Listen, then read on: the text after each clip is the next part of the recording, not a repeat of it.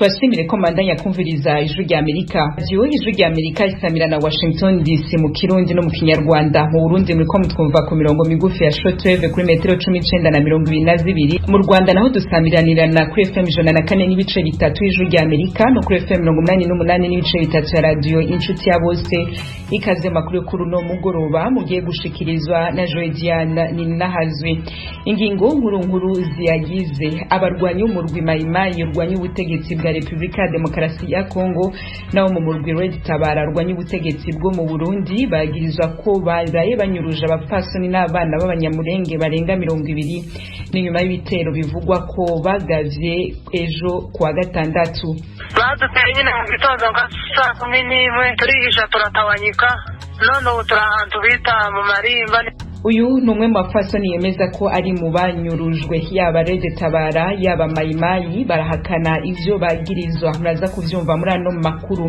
Muri make ko yagezwe hirya nino kw'isi ha muri Leta Zunze Ubumwe za Amerika abantu babiri bahitanywe n'amasasu yamijaguwe mu kibanza gikinirwamwo umukino wa billard mu gisagara ca Miami kiri muri Leta ya Florida.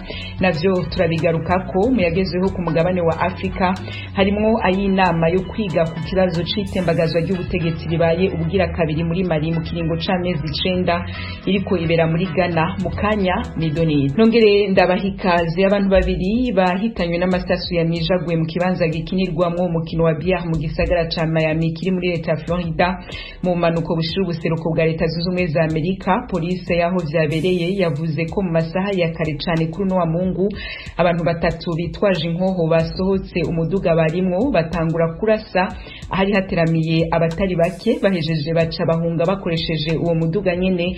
Abakomeretse nkuko polisi bandanya ibivuga ni nimiburi 200.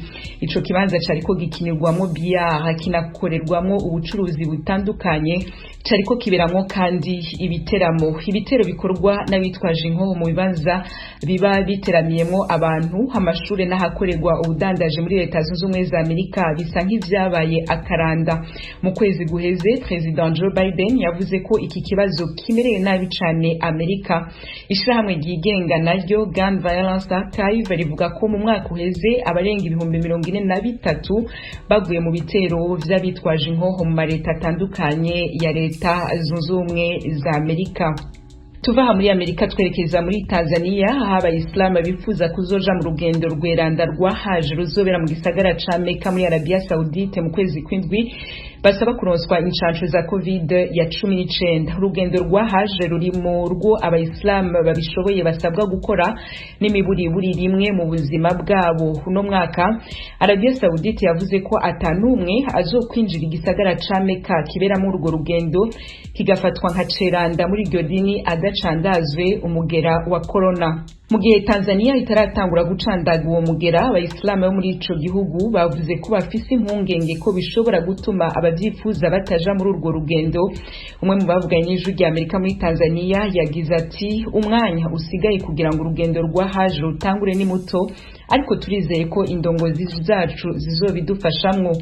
Mu ntango z'uno mwaka Tanzania yamiriye kure incanco za COVID ya 19 muravyibuka aho muhisi John Pombe Magufuli yakomeje kumvikana ashishikariza abanyagihugu biwe gufata imiti kama hagukoresha incanco. Amaze gushengera ariko wamusubiriye Madame Samia Hassan yaciye ashiraho umurwi ufasha leta guhangana n'ico kiza. Mu cegeranyo uwo murwi wasohoye haraheze indwi zibiri wahanuye leta gutangura gucandaga abanyagihugu uvuga ko incanco za COVID ya 19 zizewe. Ijwi rya Amerika Washington DC mu Kirundi no mu Kinyarwanda reka yagezweho ijya nino kw'isi tuyabandanirize kuyavugwa muri Mali. Abakuru b'ibihugu bihurikiye mu ishirahamwe ryo gufashanya mu vy'ubutunzi mu bihugu vyo muri Afrika yo mu burengero CEDEAO kuri no wa Mungu bahuriye muri Ghana mu nama yo kwiga ku kibazo c'itembagazwa ry'ubutegetsi ribaye ubugira kabiri muri Mali mu kiringo c'amezi 9. Mwatumiwe muri iyo nama harimo President mushasha wa Mali Colonel Assimi Goïta yaraye ashitsi ya Accra ku murwa mukuru wa Ghana. Itorokanizo ry'amakuru y'abafaransa AFP rivuga ko ikete rifitiye kopi gerekana ko Colonel Goïta yari yatumiwe mu ishikirano yonyene yabanjirije inama nyezina y'ibihugu 15 bigize CEDEAO. sentare yubahiriza ibwirizwa nshingiro muri Mali kuwa gatanu w'inondwi niho yemeza Colonel Assimi nka president w'ifata kibanza w'ico gihugu. Ihirikwa ry'ubwo butegetsi bwa gisivile ryari bitegekanijwe ko butwara Mali vy'imfata kibanza gushika mu 2022 hatunganijwe amatora ryabaye kuwa mbere muravyibuka. Haturubutsa kandi ko mu kwezi k'umunani ko mu 2020 Colonel Assimi Goïta n'abagenzi biwe bandi b'abasirikare bari bavanye ku butegetsi President Ibrahim Boubacar Keïta hanyuma baca banka guha ubutegetsi abasivile ariko kwera ukugondozwa n'amakungu bihera babikoze.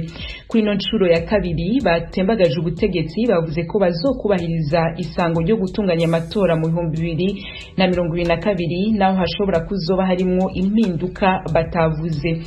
Judi Amerika aya makuru yose nayandagezeho kwisi mushaka kongera kuyasanga kuri wezi3 akaburungu radio yacu VOA@burungu.com, adresse ya YouTube yacu, Instagram na Facebook ni VOA radio yacu. Mukanya twerekeza mu karere k'ibiyaga bigari.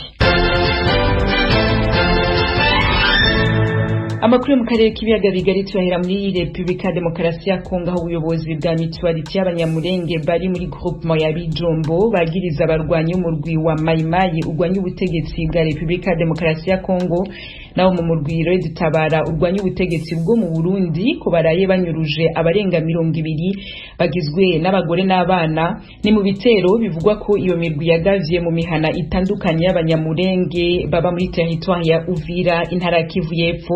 Ibindi kuri no nkuru tubaza mugenzi wacu Vedaste Ngabo. Amakuru y'ijwi rya Amerika rikesha abaturage mu bwoko bw'abanyamurenge bari muri groupement ya Bijombo iri mu birometero 60 n'umujyi wa Uvira batangaza yuko nyuma y'ibitero bagabweho n'inyeshamba z'abamayimayi y'Ilunga n'abagwanyi bo baredi tabara bakica abaturage 5 ndetse bagakomeretsa abandi 10 hari abagore n'abana nabo bajanywe bunyago nabo bagwanyi b'abamayimayi na redi tabara nkuko byemezwa na Sebineza John umuyobozi wa Mutuality y'abanyamurenge muri Bijombo. Ibitero byateye ku Muramza bashimuta abagore benshi cyane ku Muramza. Hari umugore witwa Nyakibanza bamujananye n'abana 5. Uwo mugore akaba afite amahasha, n'undi witwa Munyura nawe n'abana 2, n'uwitwa Nyaziraje n'abana 2, n'undi mukobwa witwa Nema waho nyine ku Muramza, n'undi witwa Nyandamira n'abana 4, n'undi witwa Chantal, n'undi mudamu witwa Ramu, n'undi mukobwa witwa Nyansuhurwa, n'undi mudamu witwa Nyakazungu. Abo bose baragiye tufite akababaro kabo bantu kugeza ubu ngubu tuzi aho bari. Aba bagwanyi ba Mayimayi y'Ilunga hamwe na redi tabara bashinjwa gushimuta aba baturage basanze mu mwana wo kumuramza mu rushimisha ku Kiziba. Twagerageje kubavugisha kugira ngo tubabaze amakuru y'abo bantu bajyanye ntibyadukundira. Gusa umwe mu bagwanyi ba redi tabara twavuga ntashatse ko dufata amajwi ye yavuze yuko abo bantu bafashwe na Mayimayi babambura Mayimayi bageze mu masango. Uyu mugwanyi akomeza kuvuga yuko imiryango y'abo bantu bashimuswe yakora ubuvugizi kuri MONUSCO no muri CICR kugira ngo barebe uburyo baza gutora abantu babo. Gusa umwe muri abo bagore bashimuswe uri Marimba ahari uwo mugwi w'abagwanyi ba redi tabara yiganijwe rya Amerika uko byagenze muri aya magambo. Baduteye nyine mu gitondo nka 11 turihisha turatawanyika. None ubu turi ahantu bita mu Marimba niho duhagarariye, twazanye n'abasoda niho baduhagarariye. Abadufashe n'abamayimayi ariko turi kumwe n'abandi nyine hano uko batuzanye baradushikije nta kibazo. Ndi kumwe n'abandi nyine bakwije imbu n'imbuzi abo kwa Masose nibo turi kumwe na Mukasa Musoni wo mu Kanono. Gasole Felix umwe mu bashefu bo muri groupement ya Bijombo avuga yuko iki kibazo cy'abo baturage bashimutiwe mu ntambara bakigejeje ku nzego zitandukanye zirimo n'umuryango utabara imbabare ukorera mu ntara Kivu y'Epfo. Iki kibazo twabigeje mu buyobozi bwa Kongo tubabwira yuko abantu bagiye amateka abandi bapfuye, ariko leta ya Kongo nta kiradusubiza kuko nyine n'ubushaka bari bukeye.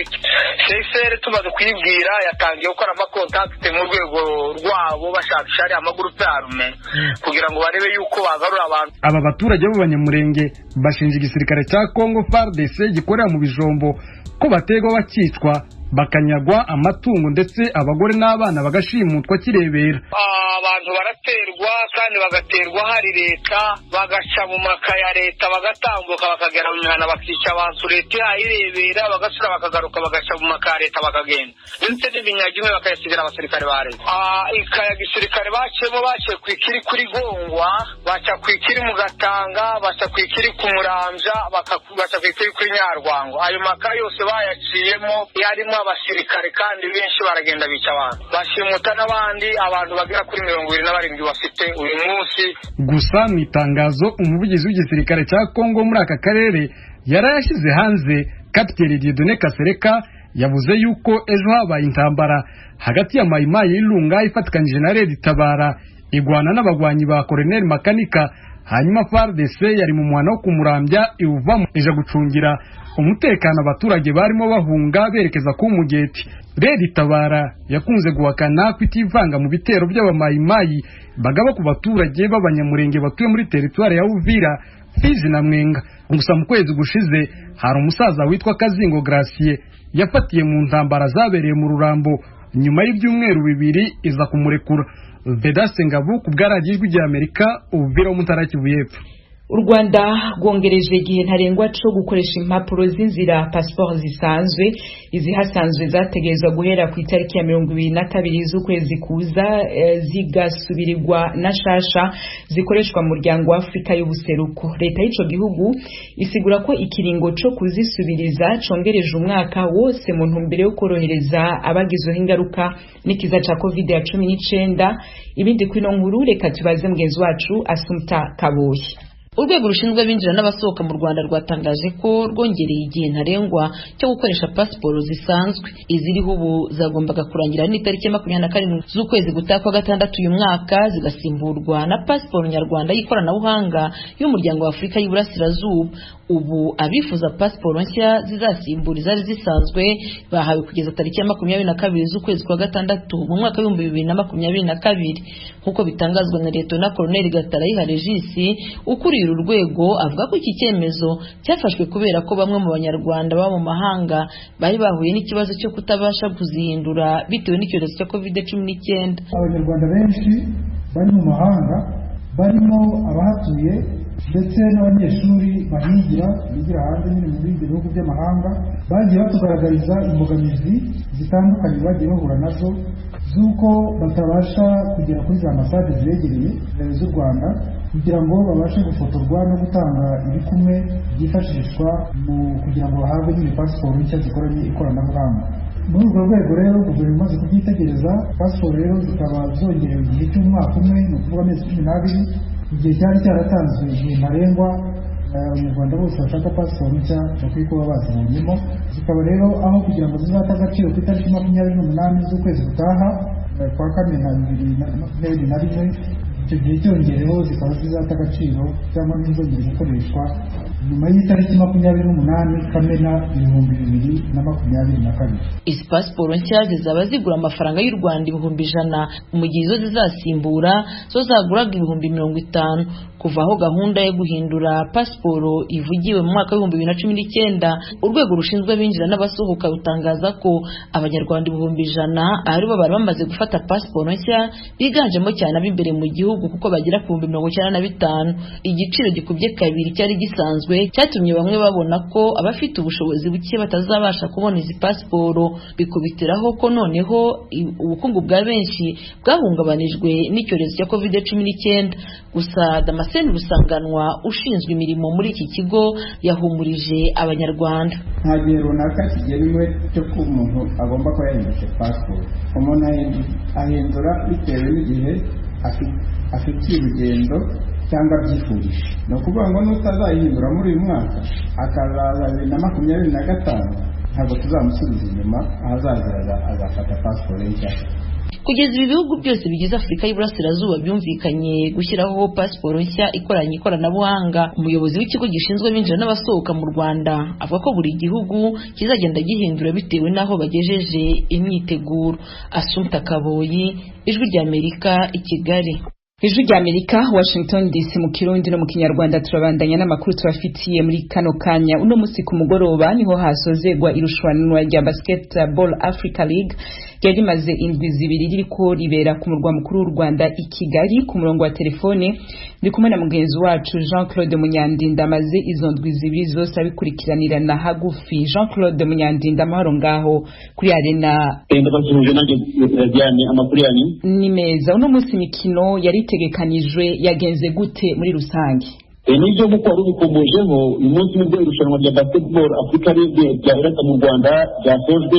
Mu gusoza rero habanje kuba umukino wo guhatanira umwanya wa gatatu. Umukino watangiye saa 6 n'igice ku manywa, aho rero ikipe ya Petro y'u Rwanda yahuraga na Patriote Basketball Club yo mu Rwanda. Petro Atletico yo muri Angola ikaba yashoboye kwegukana uwo mwanya wa gatatu itsinze ikipe ya Patriot amanota 97 kuri 68, ikinyuranyo cy'amanota hafi 30. Rero bisobanuye ko Petro y'u Rwanda niyo yashoboye kwegukana umwanya wa gatatu, hanyuma Patriot Basketball Club ifata umwanya wa 4. Mu gihe rero ubwo hagombaga gukurikiraho finale ikomeye cyane hagati y'amakipe abiri akomeye cyane yo mu bihugu byo mu majyaruguru ya Afurika. Ayo nta yandi ni AS Monastir yo muri Tunisia ndetse na Zamalek mu Misiri. Ni yahe mpamvu none ga Jean-Claude yatumye ekipe y'u Rwanda Patriot Basketball Club itsindwa mu mukino wayo wo guhatanira umwanya wa gatatu? Nibyo koko ikipe ya Patriot ni ikipe twavuga ko ifite urwego ugereranyije n'izi kipe zisanzwe zikomeye. Ikipe ya Petro y'u Rwanda ni ikipe isanzwe ikomeye ku ruhando rwa Afurika, ni ikipe ifite ibikombe bya Afurika ku makipe yabaye ya mbere, ibikombe bigeze kuri 2, naho ikipe ya Patriot nibwo yari igeze ku rwego rwo hejuru rw'ubu. Kuba rero yegukanye umwanya wa 4 ndetse umwanya wa gatatu byatewe n'uko abakinnyi bayo urebye muri rusange ntabwo bamenyera amarushanwa akomeye, mu gihe ikipe ya Petro y'u Rwanda ari ikipe imenyeranye, ni ikipe itwara ibikombe haba muri Angola ndetse no ku rwego rwa Afurika. Bavuga ko rero ari nka Dawudi wahanganaga na Goliath, ariko nanone umuntu ntiyabura kwishimira ikipe ya Patriot kuba iserutse ku nshuro ya mbere mu irushanwa mpuzamahanga rikomeye ryo ku rwego, ikaba ishoboye kuba ya 4 mu makipe 12 yari yaserutse. Bavuga ko ari intangiriro nziza bitanga icyizere ko mu marushanwa ataha mu myaka izakurikiraho ushobora kuzitwara neza kurushaho. Urabivuze, ni ku nshuro ya mbere ihiganwa nk'iryo ribaye mu mateka ya Afurika rikabera no mu gihugu cy'u Rwanda. U Rwanda rwungukiye iki mu kwakira iryo rushanwa rya BAL ga Jean-Claude Munyandinda? Igihugu cy'u Rwanda cyungukiye ibintu byinshi mu kwakira rino rushanwa rya BAL. Icyambere na mbere nuko igihugu cyarushaho kumenyekana, igihugu cyamenyekanye nk'ahantu hashobora kubera imikino ikomeye ku rwego rwa NBA, ku rwego mpuzamahanga. Rero ni ishusho nziza n'isura nziza y'igihugu bigaragaye. Ikindi kandi ku rwego rwa tekiniki cyangwa se urwego rw'imikino muri uyu mukino wa basketball, mu rwego rwiza, ni impamvu nziza yo kuba hakururwa cyangwa se abafatanyabikorwa mu nzego zinyuranye, harimo n'abashoramari, harimo n'abantu bashora amafaranga mu by'imikino. Ni ijisho ryiza ryaturutse ku Rwanda kugira ngo habaho igikorwa cyo gutera inkunga amakipe hagamijwe guteza imbere basketball. Rero ikindi umuntu yanavuga, umuntu wenda yanashimira itangazamakuru byo hirya no hino byagerageje guhanga ijisho ryaryo mu Rwanda, bivuze ngo ari ibirebana n'ubukerarugendo, ari ibirebana no gushora imari muri siporo, ari ibirebana no kuzamura isura nziza y'igihugu. Ibyo byose ni inyungu umuntu yavuga ko zabonetse muri iyi BAL yari kimwe ku nshuro ya mbere mu mateka yayo ikabera mu Rwanda. Ku ruhande rwacu turashimira cyane rwose wowe Jean-Claude Munyandinda watubereye ijisho ngaho muri Arena, wabikurikiraniye hagufi zino ndwi zibiri zose na bagenzi bawe batandukanye. Warakoze cyane. Tunisigura ku bakunzi b'ijwi rya Amerika, kuko murumva ko turarababwiye ko dukorera mu mihana yacu, hariho imikino ya nyuma, iminota ya nyuma. Twakoze kino kiganiro imbere yuko no makuru dushobora kuyatunganya, nico gituma ibiza kuva mu bwa nyuma. Jean-Claude Munyandinda, utwemereye ko mu gitondo byose uza kubigarukako. Ndashimira cyane nanjye Diane, nabifuriza kugira ibihe byiza. Turabaramukije bakunzi namwe banywanyi b'ijwi rya Amerika. Mu ntumbero yo kuronka amakuru y'imvaho kandi agezweho dushobora gusangiza n'abanywanyi bose, ni ngombwa ko tubandanya gukorera hamwe mu kuronka amakuru yizewe kandi tusangiza abatwumva. Kubera iyo mvo, ijwi rya Amerika ribasaba ko mwobandanya kudushikiriza amakuru, amafoto, amavideo y'ibibera aho mutuye, aho mukorera, aho mwiga n'aho mugendera. mudushikiriza n'ibindi vyiyumviro n'ivyifuzo mufise vyo dufasha kubandanya tubashikira ku nyota y'ibibaraje ishinga mukoresheje urubuga rwa Facebook VOA radio yacu canke inomero yacu ya WhatsApp ikurikira *120 2 2 4 4 1 9 Ijwi rya Amerika ni radio yanyu.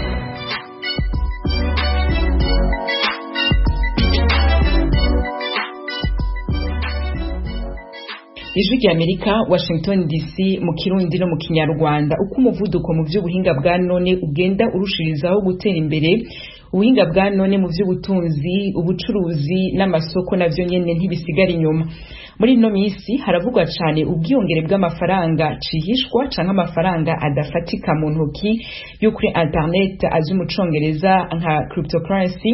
Muri yo hariho nk'ifaranga banga rya Bitcoin ryagiye ahagaragara ubwa mbere mwaka wa 2008. Kuva ico gihe haramaze kuvuka yandi menshi ku buryo amaze kurenga 4,000.